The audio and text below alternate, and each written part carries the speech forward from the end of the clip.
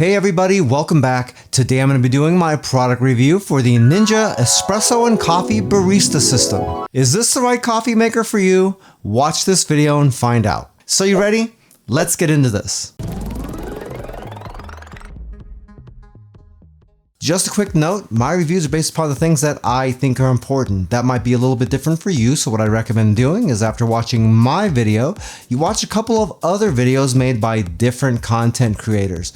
That way you get a wider range of likes and dislikes and testing criteria. That in turn should help you make a more informed buying decision, and that is the most important thing of all. This is the Ninja Espresso and Coffee Barista system. Pretty nice looking machine. It's a combination of matte plastic, a little bit of gloss black plastic on the front. The shiny black plastic does look really pretty, but it's going to attract tons and tons of fingerprints, and any scratches that you get on this are going to show up really easily.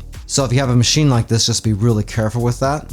A lot of the accents on the machine are stainless steel, but those aren't stainless steel pieces. These are just thin layers of stainless wrapped around a plastic interior. It looks really nice, but don't be trying to clean it with stainless cleaner or anything like that, because you're going to scratch the hell out of it if you do. The machine is pretty square, and if you want to know the measurements, we're talking about just about 9 3/4 inches wide. To the top of the machine, we're looking at just about 15 inches.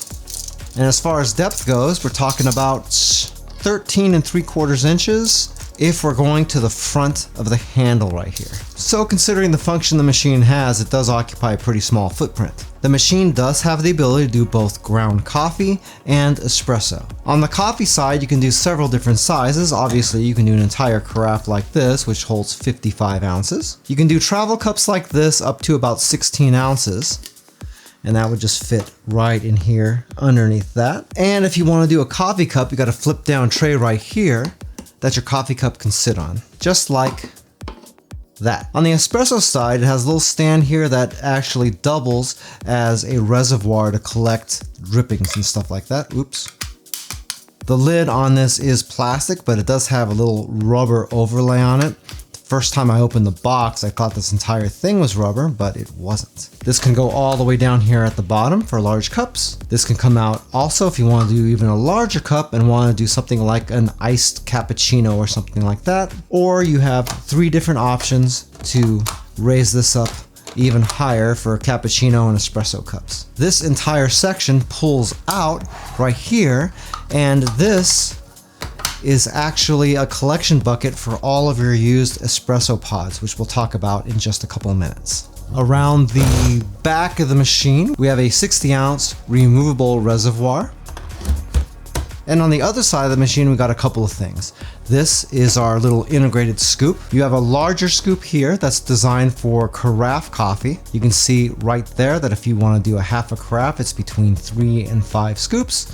And if you want to do a full carafe, it's between 4 and 7 scoops. Flipping this over, you got a smaller measuring spoon. 2 to 3 of those spoons is for a full cup of coffee, and 3 to 5 would be for a travel mug. When you're done using this thing, it just pops right back into here, and it's out of the way. Also back here is a frother built into the machine. The wand portion can twist off just like that, so you can clean this whenever you're done using it. And then once it's clean, you can twist this right back onto the machine and flip that out of the way. As far as using your frother goes, there's an on-off button on the top, but you can only make it go if you're pushing the button down. There's no way to just turn it on and let it go. You serious? That gets a little bit annoying when you're trying to froth milk, because you have to hold the button down with one hand and you have to hold the cup in there with the other. Because as you can see, this is up pretty high, and if I had maybe a cup of milk I was going to try to froth, this barely reaches the top there, so I would have to be holding this down and frothing like this. It's not that big a deal and you don't have to do it for very long, but it would have been nicer if you can just click this on and it would stay on, and then click it off like every other on-off button on planet Earth. Also, one thing to note about your frother is that this does not heat the milk. It's not like a steamer frother on an espresso machine or anything like that. So if you want cold froth milk, no problem. But if you want hot froth milk, you've got to heat that milk first before you use this. I would think that 99% of people are going to want hot milk in their cappuccino, otherwise you're going to have a cold ass cappuccino. On the top of the machine we have our coffee grounds basket. This just flips open like this. You can see up here where the water comes out. I've got a reusable basket right here. This is made by Ninja for this machine, but it doesn't come with the machine. I ordered this separately. If you don't have this, you got to use paper filters. If you're going to get a machine like this, I really recommend getting the permanent filter. To me, it just works better in general, but on the flip side, you do have to clean it all the time. It's not as easy as just throwing out a paper filter.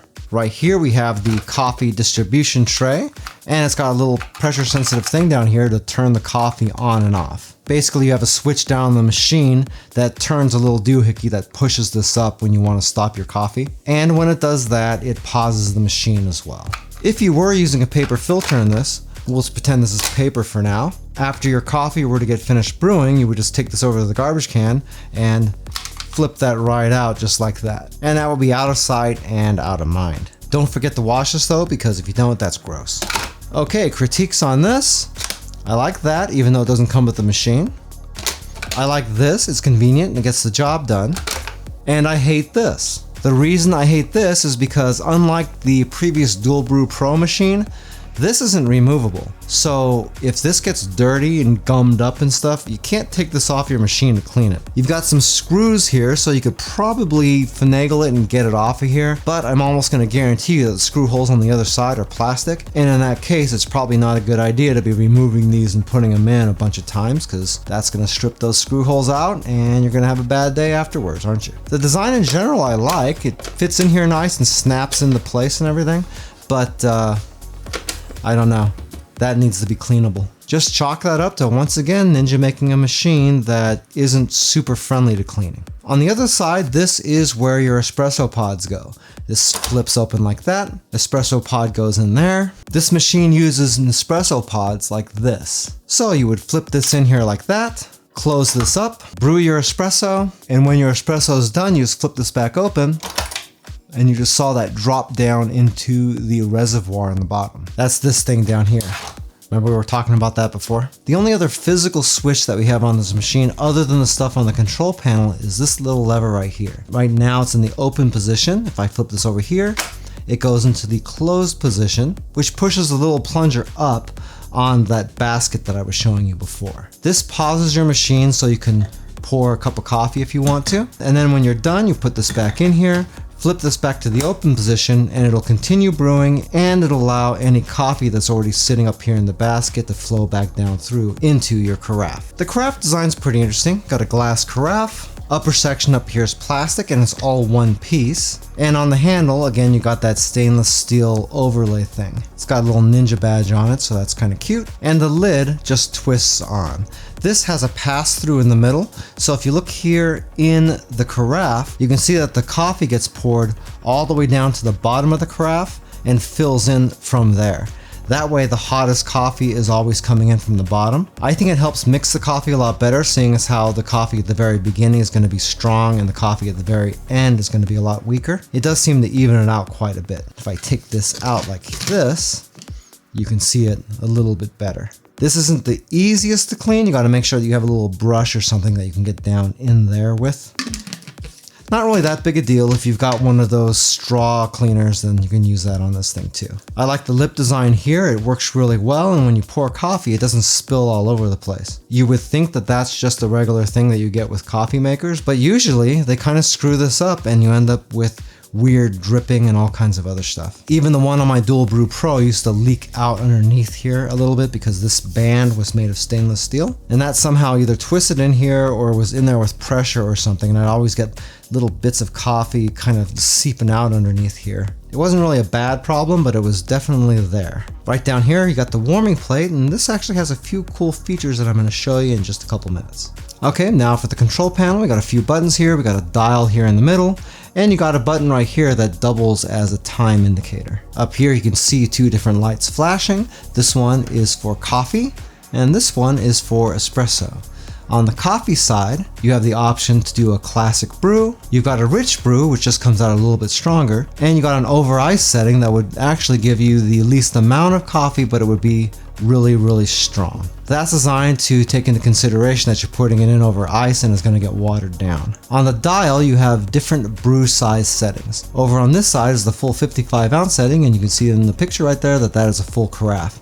As I start turning this way, we start getting smaller ounceages, and you can see the pictures changing to a half a carafe, to a travel mug, down here to a coffee mug, and then to a half a cup of coffee. So the over ice and classic settings, you can set them anywhere between 8 ounces to 55 ounce. And on the rich setting, you can go from 47 ounces down to 7 ounces. If we move over to the espresso side, you guys have a few different settings. You've got espresso, you've got lungo, and you've got over ice. The over ice setting is going to give you a smaller brew, but it's going to be really, really strong. That way it can compensate for the ice again. The espresso setting is going to give you a 1 ounce pour, and the lungo setting is going to give you a 1.5 ounce pour. The over ice setting is actually 3/4 of an ounce, something like that. Below there, you got a few different buttons. You've got your clean button, which allows you just to run a cleaning cycle through your machine. You can do that either on the espresso side, or you can do it on the coffee side. That would be similar to running a descaling cycle. The hours and minute button, if I were to hit that right now, would allow me to change the time. You can see right now the hours blinking. I could change that around. Then you'd click the button, it'll change to the minutes. You select that. Then you click this again and you set your time. On this side we have delay button, and that allows me to do delayed start on the coffee maker. So if I'd like to have coffee ready for me in the morning when I wake up, that's how you do it. So we'd hit that button, we would set the time we want this to go off. Let's just set it for 7 a.m. I want to do a classic brew, so I'll just leave it right there, but you can change that by hitting this button. And we use the dial to pick how much coffee we want to brew at that time. So once I've picked that, I can just hit the button again. And after that, you can see that the delay light is turned on. So I would just let this machine sit here just like this. And when 7 a.m. rolls around, it's going to brew my coffee. With your delay timer on like this, you can't brew any coffee unless you turn that off first. But you can make espressos if you want to. So there's always that option. However, really, if you wanted to make coffee really bad right now, you can just turn that off, make your coffee, and then just go through that process again once you've finished. It really isn't that big a deal. It doesn't take that long to do. And the last button we got here is the warm button. So if I push this button right here, you can see that it's turned the warmer on for me right now. I'll turn this back off so I don't heat up my carafe here. But the warmer will turn on automatically whenever you brew a pot of coffee. It won't turn on automatically if you're brewing like a travel mug or something like that. In fact, if I put this down here to the travel mug size and I try to turn that on, you can see that it's crying at me because it has to be the larger sizes for the carafes. That's kind of a nice feature because it keeps you from turning this on and screwing up your travel mug or cup or anything else. At least in my case, my travel mug's got this down the bottom and that'll get screwed up if I heat that up. Now, the warmer has some pretty cool features. If I hold this button down, just like this, then you can see that this comes on right here. This says 2 hours. I can customize how long the heat plate will stay on after it gets done brewing a pot of coffee. Right now it's set to 15 minutes, which I don't know why you would ever be there, but we can turn this from the original 2 hours all the way up to 4 hours maximum.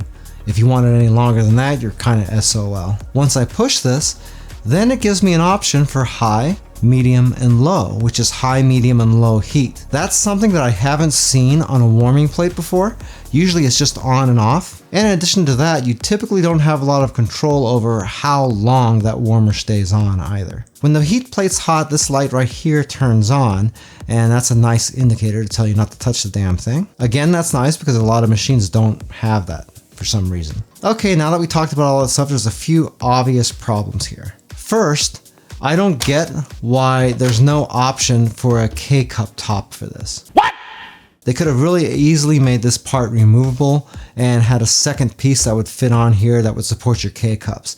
That's what they did with the Dual Brew Pro, and that machine came out before this, so you would think that they'd offer that option at least. Keurig K-Cups are super popular, and having a machine that doesn't even have the option for it just seems like a little bit of a miss. I mean, really, they could have even had it like this, where it would fit in with this thing open or something like that. But honestly, for someone like me, it's not that big a deal because I never use K-Cups. I always put grounds in here. So it's not a feature that I'd miss, but I would bet you that probably 75% of people watching this video would miss that. This lever up top here for the espresso pods is metal, by the way, so it's going to be pretty durable. It's got a plastic piece that holds it in there, so if that breaks off, then you're kind of screwed, but I don't know that that would really break off that easily. It looks pretty thick, but you never know. Just don't be pushing back on this thing too much. I do like Nespresso pods. I think they taste pretty good for what they are, but it's definitely not as good as fresh espresso is. However, I can't really ding this machine too much on that because if you're gonna have ground espresso in there, then you got to have the portafilter, and it's going to add a ton of cost to this. Having this on here is a nice kind of happy medium, I think. This reservoir thing is pretty cool, but the only reason this has any of these in here right now is because I wanted to show you for the video. I never just let them sit in there. I would have those out of there right away. Their angle is that you can collect a whole bunch of them together and then just recycle them. And I get it, but I would just prefer just to take the pod out and throw it into my recycle bin right away instead of having it sit in the machine for God knows how long. And as far as the reservoir on the back, I think it's a really nice design. It's got a stopper in the bottom so you can take this out with it being full and you don't have to worry about spilling all over the place.